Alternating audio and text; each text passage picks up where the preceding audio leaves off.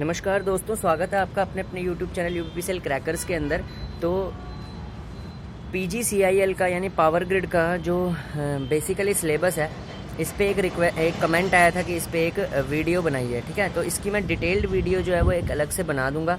ठीक है, लेकिन अभी थोड़ी ब्रीफ वीडियो भी एक देने जा रहा हूँ। ठीक है, इसमें थोड़ा सा ब्रीफ आपको आइडिया मिल जाएगा। तो पावर ग्रिड का बेसिकली जो पेपर होता है वो 170 मार्क्स का होता है, जिसमें से 120 मार्क्स जो होते हैं वो टेक्निकल होते हैं।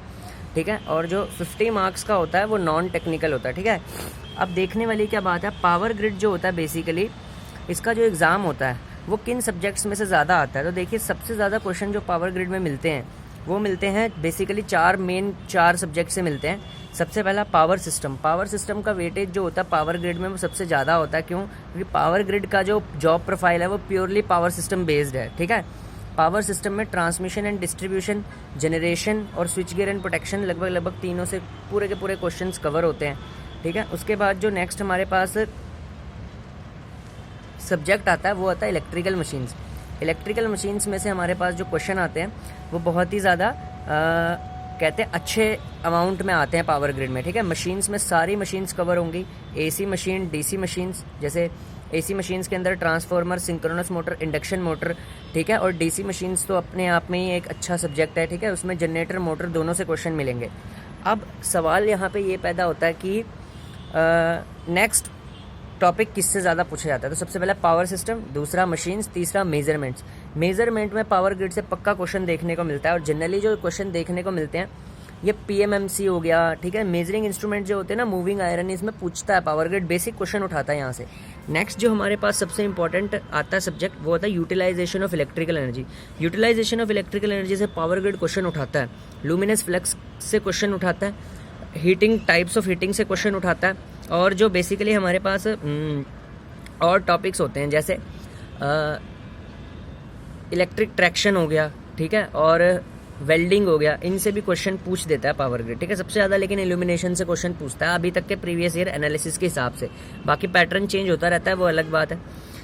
उसके बाद जो सबसे नेक्स्ट हमारे पास सब्जेक्ट आता है वो आता है डिजिटल और एनालॉग इलेक्ट्रॉनिक्स। देखिए, एनालॉग और डिजिटल इलेक्ट्रॉनिक्स अभी तक तो पावर ग्रिड में ज़्यादा पूछा नहीं गया, लेकिन जैसे जैसे एग्जाम का पैटर्न चेंज हो रहा है मैं आपको सजेस्ट करता हूँ एनालॉग और डिजिटल इलेक्ट्रॉनिक्स दोनों पढ़ के जाइए। ठीक है, अगर आपको इलेक्ट्रॉनिक्स पढ़ना है, मेरी इलेक्ट्रॉनिक्स की लेक्चर सीरीज स्टार्ट हो गई है। नेक्स्ट लेक्चर में पीएन जंक्शन डायोड पे लेने वाला हूँ, कोर इलेक्ट्रॉनिक्स स्टार्ट होने वाली है। ठीक है, तो नेक्स्ट लेक्चर में आप मौजूद रहना सारे के सारे।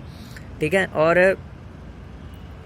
एनालॉग और डिजिटल इलेक्ट्रॉनिक्स आप पढ़ के जाइए। अच्छा, डिजिटल इलेक्ट्रॉनिक्स में पावर ग्रिड ना ज़्यादा डेप्थ में नहीं जाता। डिजिटल इलेक्ट्रॉनिक्स में ये बिल्कुल सिंपल क्वेश्चन पूछते हैं, जैसे बाइनरी का जो सेक्शन है, गेट का जो सेक्शन है, ठीक है, और फ्लिप फ्लॉप तक, इतना ही पूछते हैं पावर ग्रिड में, ज़्यादा डेप्थ में नहीं जाता। एनालॉग इलेक्ट्रॉनिक्स में थोड़ा सा डीपर चला जाता है, जैसे कि ऑसिलेटर से क्वेश्चन पूछ लेता है, एम्पलीफायर से क्वेश्चन पूछ लेता है। ठीक है, और पीएन जंक्शन डायोड हो गया, ट्रांजिस्टर से बहुत ज़्यादा क्वेश्चन उठाता है पावर ग्रिड। ठीक है, तो एनालॉग इलेक्ट्रॉनिक्स पे आपको ज़्यादा फोकस करना है एज़ कम्पेयर टू डिजिटल से। ठीक है, तो ये तो रहा टेक्निकल सेक्शन का पार्ट। माइक्रो प्रोसेसर और माइक्रो कंट्रोलर पढ़ के जाना चाहिए। 2 से 3 क्वेश्चन आ जाते हैं इसमें भी, तो आप माइक्रो प्रोसेसर और माइक्रो कंट्रोलर पढ़ के जाइए। पीएलसी पढ़ने की कोई ज़रूरत नहीं है। पीएलसी वैसे आप पढ़ सकते हैं, अगर आपने यूपीपीसीएल के लिए प्रिपेयर कर रखा है तो ठीक है।